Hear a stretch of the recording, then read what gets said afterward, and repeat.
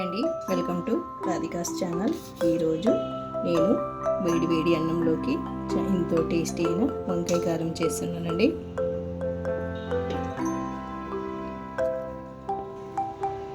ఇలా వేడి వేడి అన్నంలోకి కొద్దిగా నెయ్యి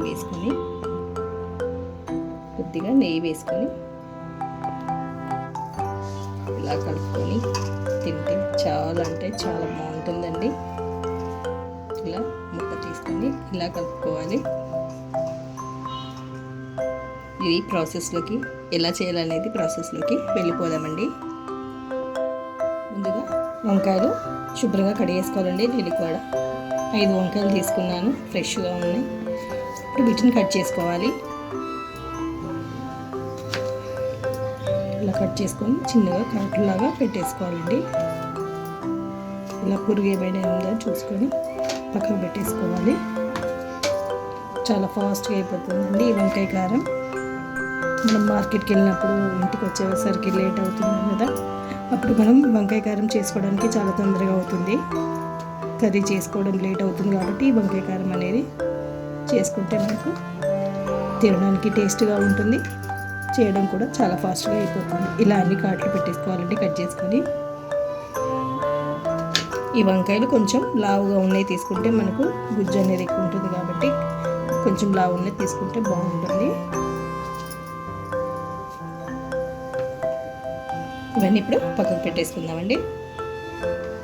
ఇప్పుడు స్టవ్ వెలిగించుకొని కడాయి పెట్టుకొని కొద్దిగా ఆయిల్ వేసుకోవాలి. కర్రీకి సరిపడా ఆయిల్ వేసుకోవాలండి. కొద్దిగా నూనె వేడెక్కనివ్వాలి. ఈ వంకాయ కారానికి ఎక్కువ ఆయిల్ ఏం పట్టదండి, తర్వాత ఎక్కువైంది కూడా మనము తీసేసుకోవచ్చు.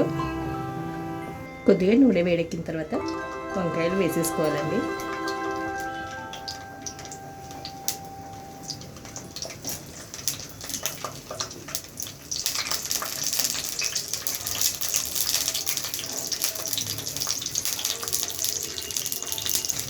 వేసిన తర్వాత ఒక 2 నిమిషాలకు తిరిగేసుకోవాలండి.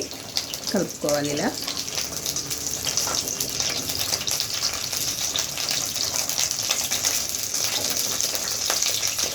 ఇప్పుడు మూత పెట్టేసి మగ్గించుకోవాలండి. మంటను మీడియం ఫ్లేమ్లో పెట్టుకొని మగ్గించుకోవాలి. వంకాయలు మగ్గిపోయే వరకు ఉంచుకోవాలి. మధ్య మధ్యలో కలుపుతూ ఉండాలి.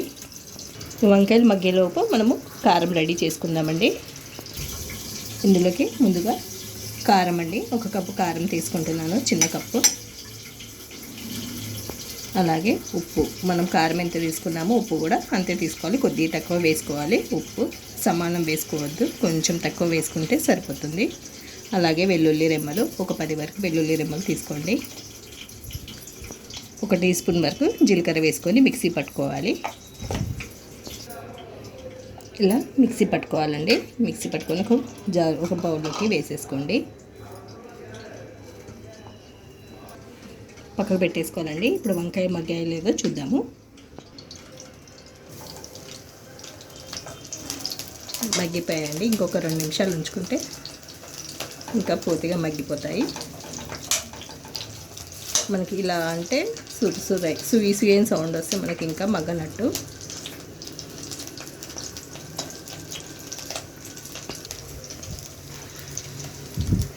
మొత్తం మగ్గిపోయాయండి. వీటిని తీసేసుకోవడమే.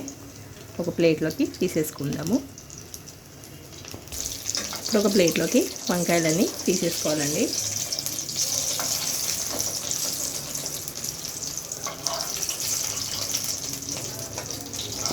ఇప్పుడు వంకాయలు తీసేసినాక చూసారా, ఆయిల్ కూడా మిగిలింది. ఇప్పుడు వేరే కర్రీకి కూడా వాడుకోవచ్చండి. ఇప్పుడు ఈ వంకాయలోకి మనం రెడీ చేసి పెట్టుకున్న వెల్లుల్లి కారం పెట్టేసుకోవాలండి. కొద్దిగా వేడిగా ఉన్నప్పుడు పెట్టుకుంటే బాగుంటుంది.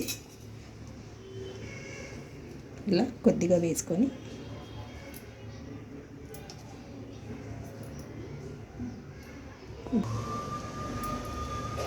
ఇలా అన్నీ రెడీ చేసి పక్కకు పెట్టేసుకోవడమేనండి.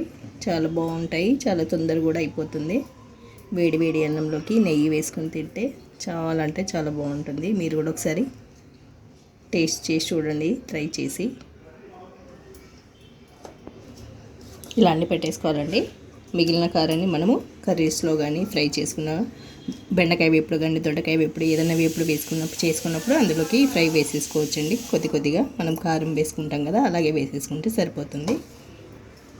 ఇదండి ఇవాల్టి వంకాయ కారం. చాలా టేస్టీగా ఉంటుంది. మీరు కూడా ట్రై చేసి చూడండి. ఎలా కుదిరిందో నాకు కూడా కామెంట్ రూపంలో తెలియజేయండి. కొత్తగా చూస్తున్నట్లయితే సబ్స్క్రైబ్ చేసుకోండి నా ఛానల్ని. Thank you for watching.